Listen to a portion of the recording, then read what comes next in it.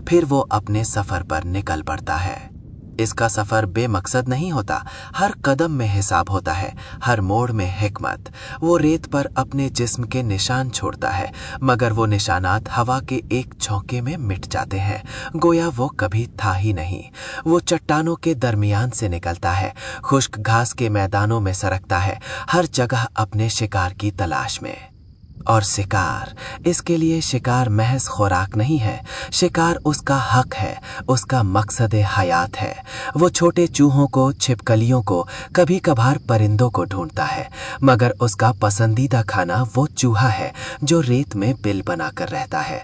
टाइपेन अपनी हैरत अंगेज सूंघने की हिस्से से उस चूहे के बिल का पता लगाता है। वो बिल के मुंह पर पहुंचकर रुक जाता है और फिर इंतजार शुरू होता है। टाइपेन इंतजार का माहिर है।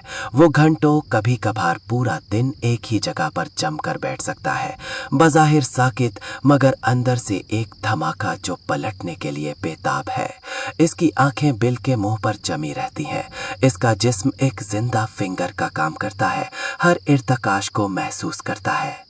और फिर जब चूहा बाहर निकलने की गलती करता है, तब टाइपेन एक बिजली बनकर हरकत में आता है।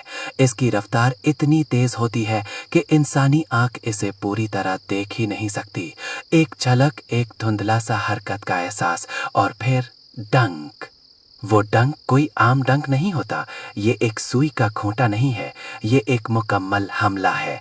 टाइपेन अपने पूरे जिस्म के साथ आगे बढ़ता है, अपने सर को उठाता है, अपने मुंह को खोलता है और अपने उन लंबे खोखले दांतों को शिकार के जिस्म में गाड़ देता है, और फिर वो अपना जहर उतारता है। ये जहर एक फौरी अमल नहीं है, ये एक फैसला है। टाइपेन कंट्रोल करता है कि उसे कितना जहर खारिज करना है, छोटे शिकार के लिए कम, बड़े या खतरनाक शिकार के लिए ज्यादा। और ये जहर, इस जहर के बारे में बात किए बगैर टाइपेन की कहानी अधूरी है। टाइपेन का जहर, जिसे साइंस टिपोक्सिन कहती है, कुदरत का बनाया हुआ एक केमिकल हथियार है।